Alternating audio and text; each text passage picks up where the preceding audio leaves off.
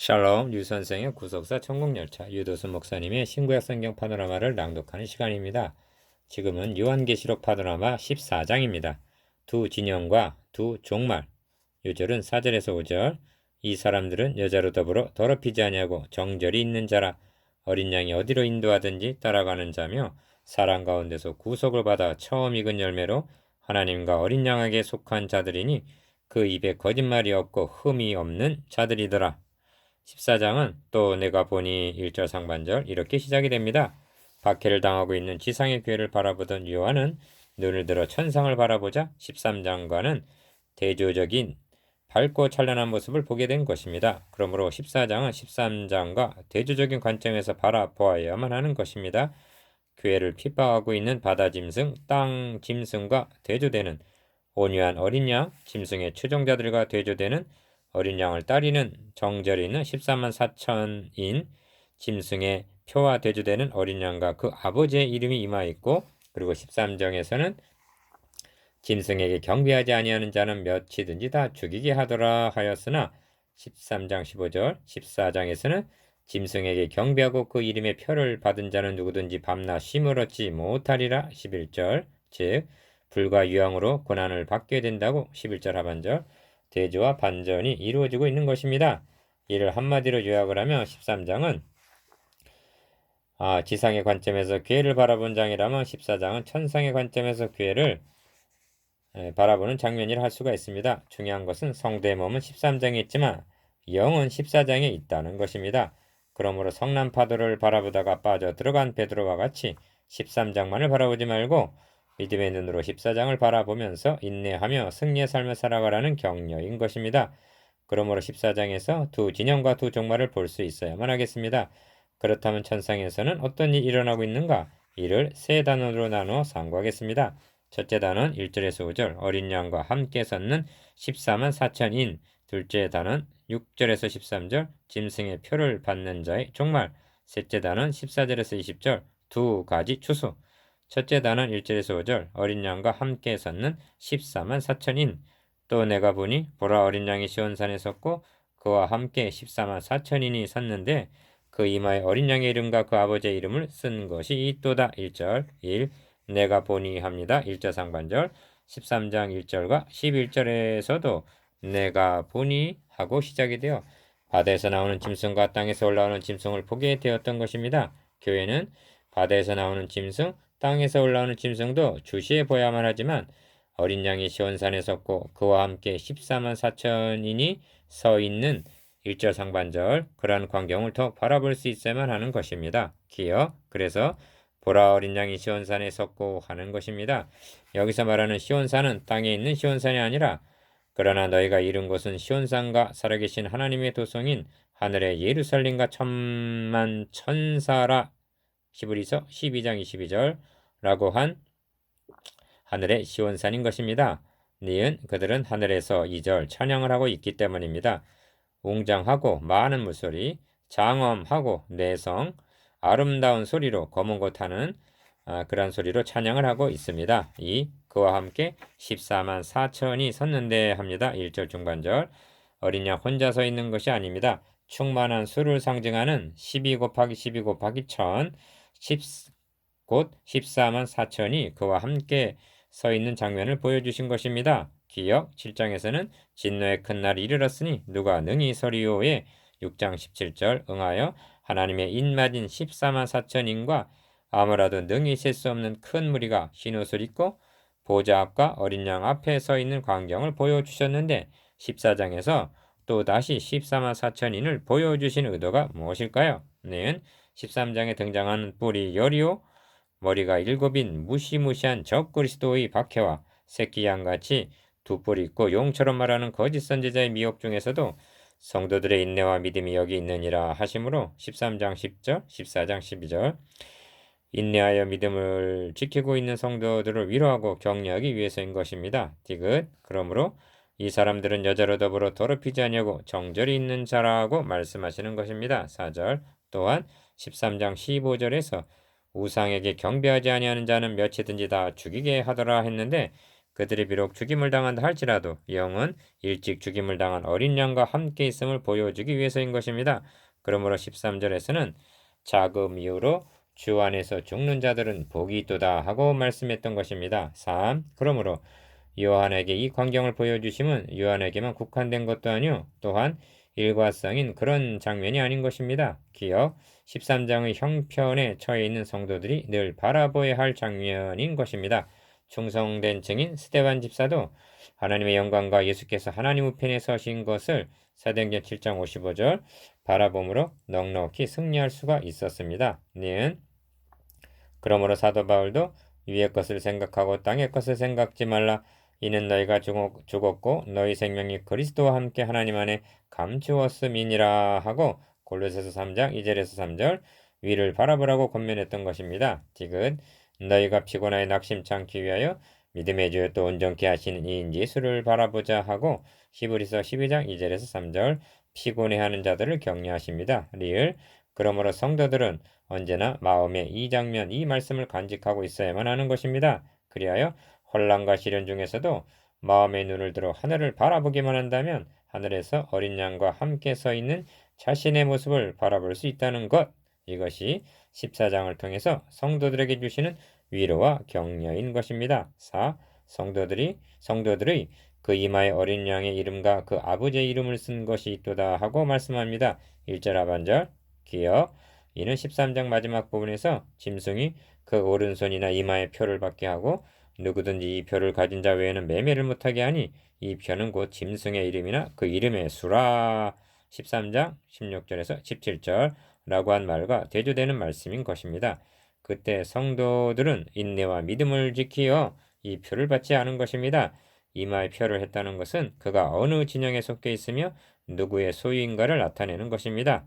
그러므로 이마에 어린 양의 이름과 그 아버지의 이름 쓴 것이 있는 자들을 가리켜 하나님과 어린 양에게 속한 자들이라고 말씀하고 있는 것입니다.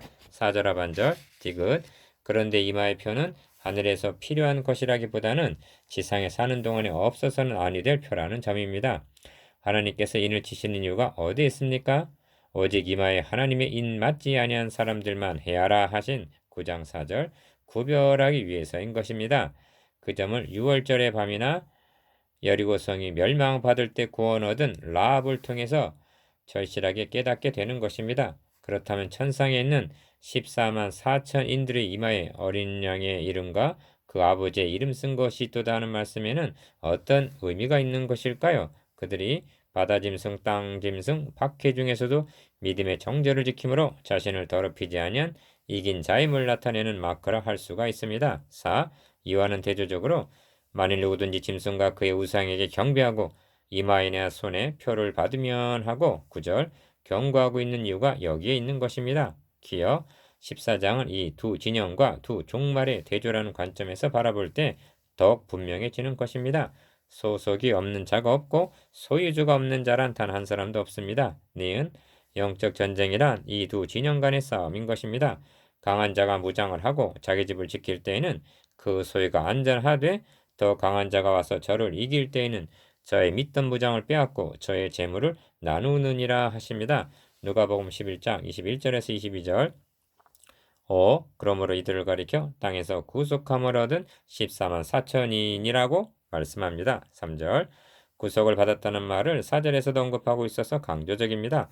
구속이란 사람들을 피로 사서 하나님께 드리심을 의미합니다. 5장 9절 계시록에서 우리 주님을 계속적으로 어린 양이라고 부르고 있는 단 한 가지 이유가 여기에 있다고 말씀드릴 수가 있는데 그의 피로 우리를 구속하여 주신 은총을 잊지 않고 놓치지 않게 하기 위해서인 것입니다. 이를 위해서가 아니라면 어린 양으로 부를 이유가 없는 것입니다. 이유 그러하기 때문에 새 노래를 부르니 3절 땅에서 구속함을 얻은 14만 4천인 밖에는 능히 이 노래를 배울 자가 없더라고 말씀합니다. 3절 새 언약에 의한 구속 곧 새로운 창조에 대한 찬양이기 때문에 새 노래라고 말씀하는 것입니다. 7. 그렇다면 어린 양의 진영에 속하여 하나님의 소유가 된 자들의 특성이 어떻게 나타나고 있는가? 기억 여자로 더불어 더럽히지 아니하고 합니다. 4절 상반절 이를 문자적으로 볼 것이 아니라 8절에서 음행으로 인하여 진뇌 포도주로 먹이던 자로다 하시는 말씀과 결부되는 것으로 봄이 마땅합니다. 참고 19장 2절. 영적 음행이란 우상 숭배를 가리키는 말인데 죽을지언정 짐승과 그의 우상에게 경배하고 그의 이름의 표를 받기를 11절 거부한 자들을 가리키는 말입니다. 는 그래서 정죄를 있는 자라고 4절 중반절 말씀하는 것입니다. 디귿 어린 양이 어디로 인도하든지 따라가는 자며 합니다. 4절 하반절 여기서 말한 어디로란 순교 현장을 암시하는 말인 것입니다. 찬송가 가사대로 겟세마네 동산에도 갈보리산 십자가까지도 순종하는 자라는 말입니다. 그래서 이들 순교자 또는 순교 정신으로 무장한 이들에게는 처음 익은 열매라는 칭호가 주어지게 되는 것입니다. 4절 하반절 8. 그 입에 거짓말이 없고 합니다. 5절 상반절 이 거짓말을 윤리적인 시건쯤으로 여긴다면 계시록의 사상을 너무나 모르는 처사입니다. 기억 이는 거짓으로 성도들을 미혹하고 있는 거짓 선지자와 대조되는 관점으로 하신 말씀입니다. 그러므로 회방하는 유대인들을 거짓말하는 자들이라고 말씀합니다. 3장 9절 거짓말하는 자는 새 예루살렘에 들어오지 못하고 21장 27절 불과 유황으로 타는 못에 참여하게 된다고 21장 8절 말씀하는 이유가 여기에 있는 것입니다. 니은 거짓말하는 자들은 너희는 너희 아비 마귀에게서 났으니 이는 저가 거짓말쟁이요 거짓의 아비가 되었음이니라 하신 요한복음 8장 44절 사탄의 하수인 노릇을 한 자들입니다. 그래서 불과 유황으로 타는 못에 던짐을 받을 자의 목록에 거짓말하는 자들이 들어있는 것입니다. 21장 8절 영적 전쟁이란 참과 거짓의 싸움인 것입니다. 9. 이들과는 대조적으로 기억, 구속함을 얻은 자들은 그 입에 거짓말이 없고 흠이 없는 자들이더라 합니다. 5절 무슨 뜻입니까? 평생의 거짓말은 단 한 번도 한 일이 없다는 그런 뜻입니까? 아닙니다. 그들이 증거한 말씀에는 거짓이라고는 흠만큼도 없다는 뜻입니다. 니은 왜 그럽니까? 이 말은 신실하고 참되니 기록하라 하신 21장 5절, 22장 6절 신실하고 참된 말씀을 증거했기 때문입니다. 그들의 아버지는 거룩하고 참되신 대주제자시며 6장 10절 그들의 주는 참된 증인이시기 때문입니다. 3장 14절 디귿 14만 4천인이란 자기의 증거하는 말을 인하여 저를 이긴 자들이라는 말씀입니다. 12장 11절 11장의 두 증인처럼 증거하는 말을 인하여 목숨을 던진 자들이라는 것입니다. 그러므로 그 입에 거짓말이 없고 라는 말씀은 증인된 우리의 입을 점검하게 합니다. 이를 알았기에 야고보는 선생된 우리가 더 큰 심판 받을 줄을 알고 많이 선생이 되지 말라. 우리가 다 실수가 많으니 만일 말에 실수가 없는 자면 곧 온전한 사람이라 하고 경계했던 것입니다. 야고보서 3장 1절에서 2절 둘째 단은 6절에서 13절 짐승의 표를 받는 자의 종말 또 다른 천사가 공중에 날아가는데 땅에 거하는 자들 곧 여러 나라와 족속과 방언과 백성에게 전할 영원한 복음을 가졌더라. 6절 14장에는 천사 활동이 활발합니다. 모두 6번이나 6절, 8절, 9절, 15절, 17절, 18절에 등장하고 있는데 본 단원에서 만도 3번 등장합니다. 주목하게 되는 것은 이들이 말씀 증거하는 일을 담당하고 있다는 점입니다. 그러므로 이를 통해서 증인된 우리가 증거해야 할 말씀이 무엇인가를 깨닫게 합니다. 1. 처음 등장하는 천사는 6절 전할 영원한 복음을 가졌더라 합니다. 여기 두 가지 질문이 제기되는데 첫째로 어찌하여 천사가 복음을 전하는가? 둘째로 그가 전한다는 영원한 복음이란 무엇을 의미하는가입니다. 이에 대한 빛을 비춰주는 말씀이 있는데 복음 전할 대상에 대한 언급이 그것입니다. 여러 나라와 족속과 방언과 백성에게 전할 영원한 복음이라고 말씀하고 있습니다. 6절 기억 그렇다면 이는 요한에게 펴놓인 책을 갖다가 먹고 너가 많은 백성과 나라와 방언과 임금에게 다시 예언하여야 하리라 한 명이 아닌가? 10장 11절 니은 그렇습니다. 7장에서 천사가 하나님의 인을 가지고 하나님의 종들의 이마에 인을 친다는 것이 어떤 방도로 이루어지는가를 상고한 바 있습니다. 같은 원리로 온 천하 만민에게 전할 영원한 복음을 가지고 공중을 날아가고 있는 천사를 통해서도 환난과 핍박 중에서도 순교 정신으로 복음을 전하고 있는 증인들을 볼 수 있어야만 하는 것입니다. 디귿 요한은 이 광경을 바라보면서 이는 천사가 할 일이 아니라 바로 자신 교회에게 명하신 지상명령이요 하나님은 이를 통해서 우리를 독려하고 계심을 깨달았음직합니다. 3.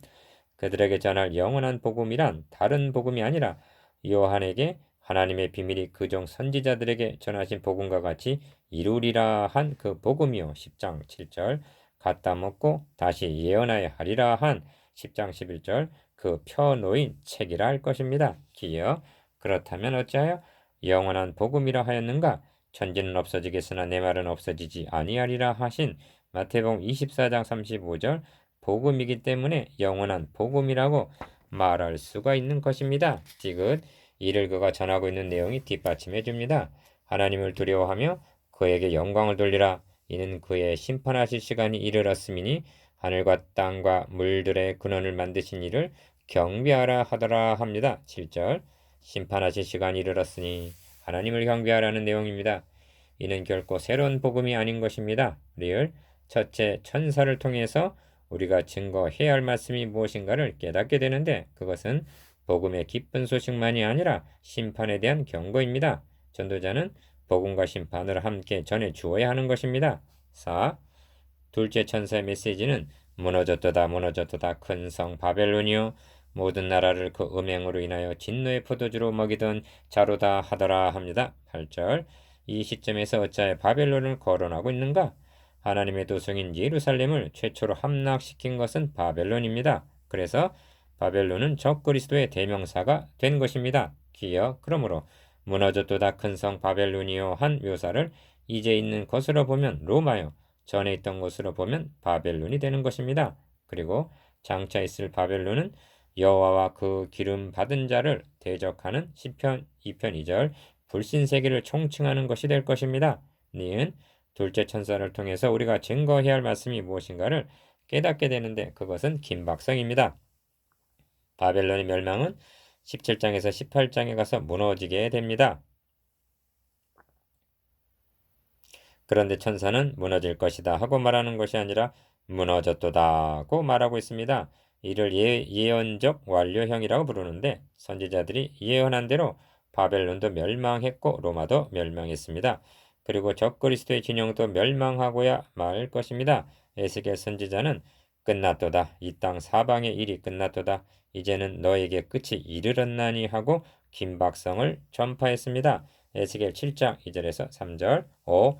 또 다른 천사 곧 셋째가 그 뒤를 따라 큰 음성으로 가로되 만일 누구든지 짐승과 그의 우상에게 경배하고 이마에나 손에 표를 받으면 그도 하나님의 진노의 포도주를 마시리니 불과 유황으로 고난을 받으리라 하고 경고합니다. 9절에서 10절 11절에서도 짐승과 그의 우상에게 경배하고 그 이름의 표를 받는 자는 누구든지 밤낮 쉼을 얻지 못하리라 하더라 합니다. 기억 이 말씀이 성도들에게는 차라리 순교를 당할지언정 비진리와 타협하지 말라는 격려가 됩니다. 는 이 말씀이 불신자들에게는 짐승의 진영에서 어린 양의 진영으로 짐승의 표를 받는 곳에서 어린 양의 인침을 받으라는 회개를 촉구하는 것이 됩니다.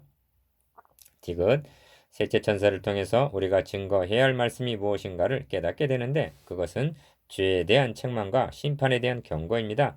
선지서를 보면 참 선지자와 거짓 선지자와의 특성이 확연히 드러나는데 참 선지자들은 한결같이 죄를 책망하면서 심판을 경고한 반면 거짓 선지자들은 그들이 딸 내 백성의 상처를 심상히 고쳐주며 말하기를 평강하다 평강하다 하고 예레미야 8장 11절 듣기에 좋은 말만 했던 것입니다. 그래서 그들을 좋아하고 인기가 있었던 것입니다. 이유 여기서 진행하던 바를 잠시 멈추고 성도들을 위한 특별한 말씀이 주어집니다. 기여 성도의 인내가 여기 있나니 저희는 하나님의 계명과 예수 믿음을 지키는 자니라 합니다. 12절 같은 말씀은 13장에서도 적그리스도와 거짓 선지자의 기사 중간에 성도들의 인내와 믿음이 여기 있느니라 하고 10절 하반절 말씀하신 것만 보아도 이 말씀의 중요성을 깨닫게 됩니다. 니은 계시록을 통해서 성도들에게 하시고자 하는 말씀은 난해한 것도 기이한 것도 아닙니다. 인내와 믿음을 지키라는 말씀으로 요약이 됩니다. 말하기는 쉬우나 지키기는 어려운 것입니다. 디귿 또 한 말씀이 있는데 중요함을 나타내기 위해서 거룩하라 하십니다. 자금 이유로 주 안에서 죽은 자들은 복이 있도다 하십니다. 13절 상반절 이를 넓은 의미에서는 주 안에서 죽는 모든 성도들을 가리키는 것으로 볼 수가 있습니다만 문맥적으로 보면 순교자를 가리키고 있음이 분명합니다. 이 말씀은 13장 15절에서 짐승의 우상에게 경배하지 아니하는 자는 몇이든지 다 죽이게 하더라는 말씀과 결부되는 것입니다. 이들이 세상적인 관점으로 보면 패배한 자 같으나 하늘의 관점으로 보면 복이 있는 자라는 것입니다. 그래서 하늘에서 음성이 나서 가로되 하는 것입니다. 또한 이 말씀은 12절과 연관이 되는 말씀인데 성도들이 인내하며 믿음을 지킨다는 것은 순교까지를 각오해야 함을 시사해주는 말씀이기 때문입니다.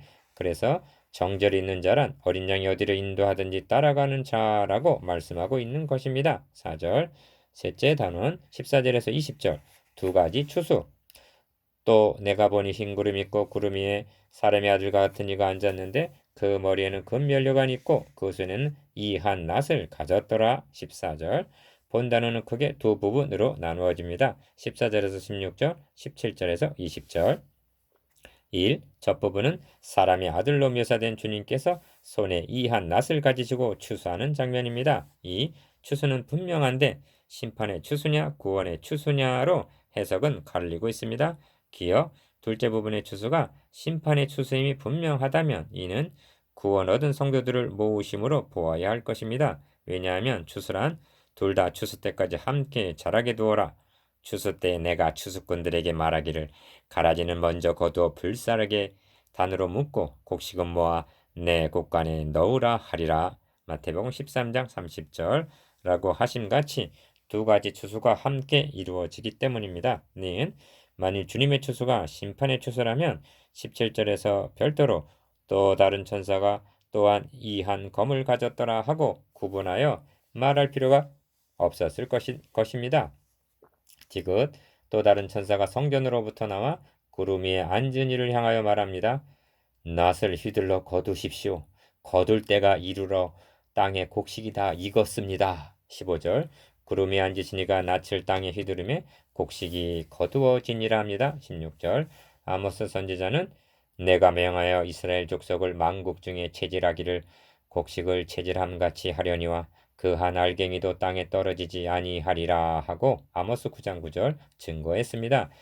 이 시점에서 주님께서 곡식을 추수하시는 장면을 보여주고 있는 것은 한 알갱이도 땅에 떨어지지 않고 거두실 것을 확신시켜 주기 위함으로 여겨집니다. 3. 또 다른 천사가 하늘에 있는 성전에서 나오는데 또한 이 한 낫을 가졌더라 합니다. 17절 기어 이 천사의 추수가 무슨 추수인가는 19절이 설명해주고 있습니다.